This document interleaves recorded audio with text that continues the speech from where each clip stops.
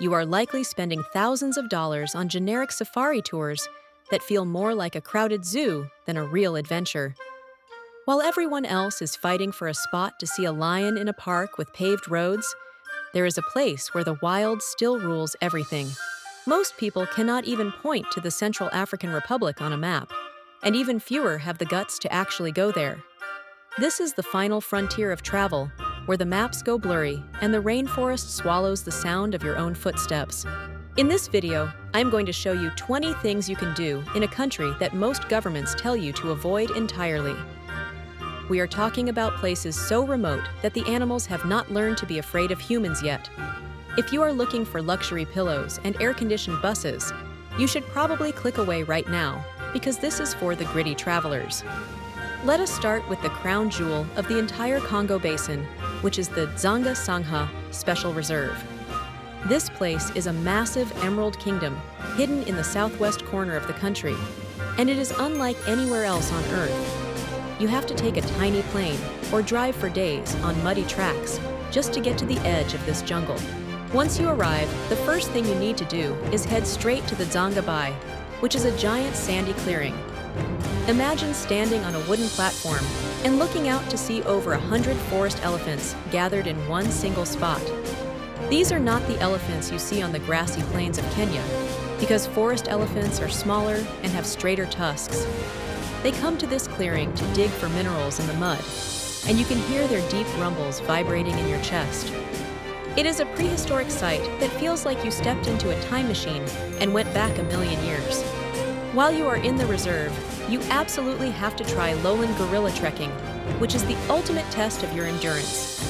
Unlike the mountain gorillas in Rwanda, these guys live in thick, humid lowland forests where you have to hack through vines. You will be following expert trackers who can spot a broken twig or a crushed leaf from 50 yards away. Coming face to face with a silverback in this dense green wall is an adrenaline rush that will make your hands shake. These gorillas are habituated, which means they are used to people, but they still look at you with an intensity that is haunting. After you find the gorillas, you should spend some time with the Ba-Aka people who have lived in these forests forever. They are the masters of the jungle, and they can show you how to find water in a vine or honey in a tree. You can go on a traditional net hunt with them, which is a high-energy event involving the whole community singing and shouting. Watching them move through the thorns like they are walking on air is a humbling reminder of how disconnected we are from nature.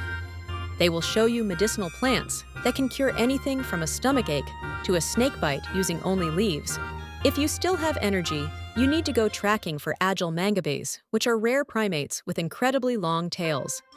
Dzanga-Sangha is home to the only habituated group of these monkeys in the entire world, which makes it a unique experience. They move fast through the canopy, so you will be running and dodging branches just to keep them in your sight.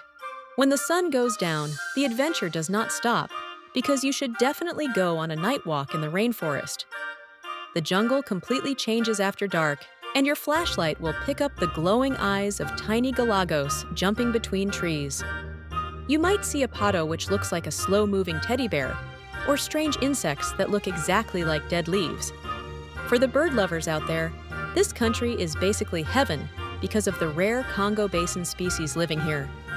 Keep your eyes peeled for the gray parrot, which is famous for its intelligence, or the great blue turaco with its bright feathers.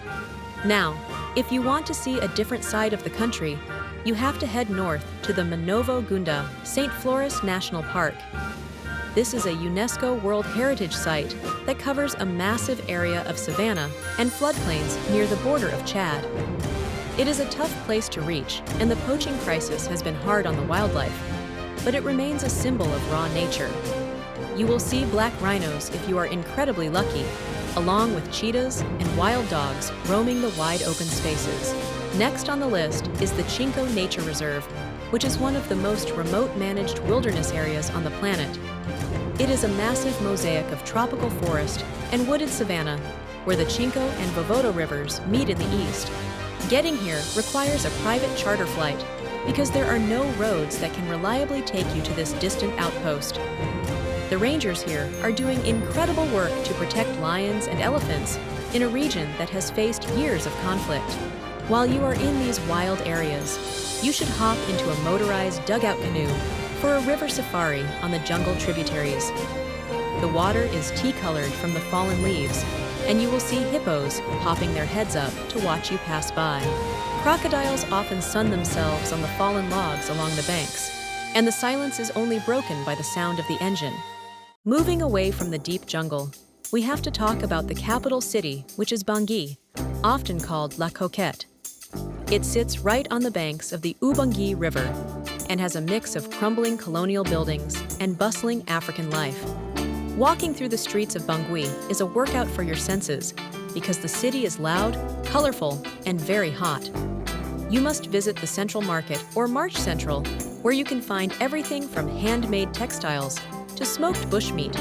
It is a maze of stalls where people are shouting, music is playing, and the smell of roasting spices fills the humid air.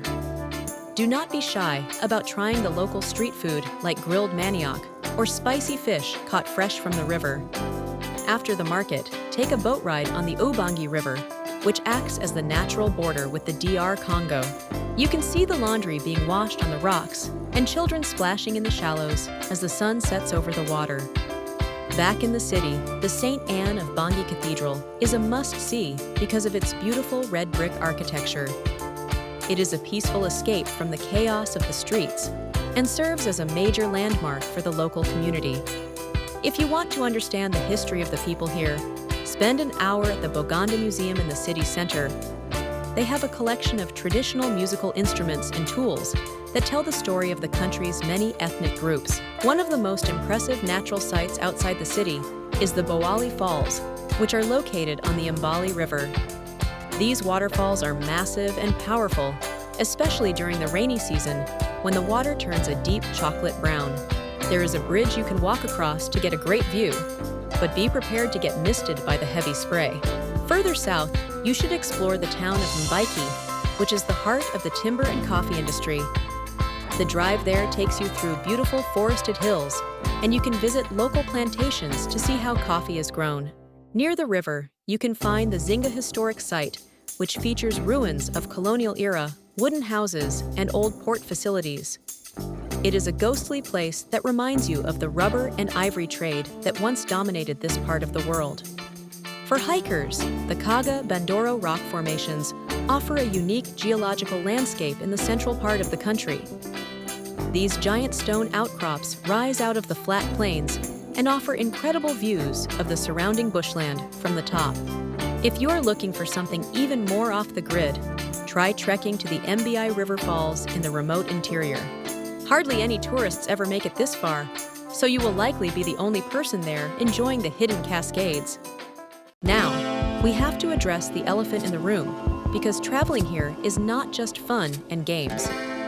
The biggest challenge you will face is the total lack of infrastructure and the unpredictable security situation in certain zones. Roads that look like main highways on the map are often just deep mud pits that can swallow a 4x4 hole. You might spend 10 hours traveling only 50 miles, which can be incredibly frustrating if you are not prepared for it.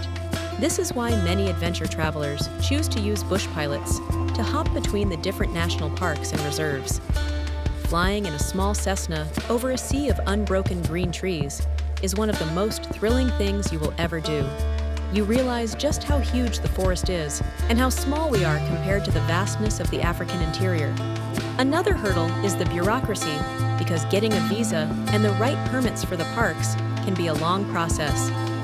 You need to have your yellow fever certificate ready and be prepared to show your papers at various checkpoints along the way.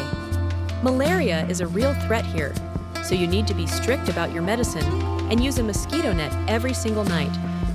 Because the environment is so tough, I highly recommend hiring a local fixer or an expert guide before you even arrive. A good fixer knows which roads are closed and which areas are safe to visit, which is vital for your survival. They can also help you talk to local village chiefs, which is a sign of respect when you are entering their lands.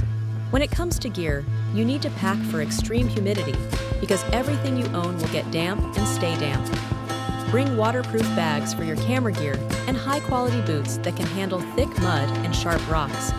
Despite all these challenges, the people you meet in the Central African Republic are some of the most resilient on Earth. They have lived through a lot of hardship, but will still offer you a seat and a smile when you pass through their village.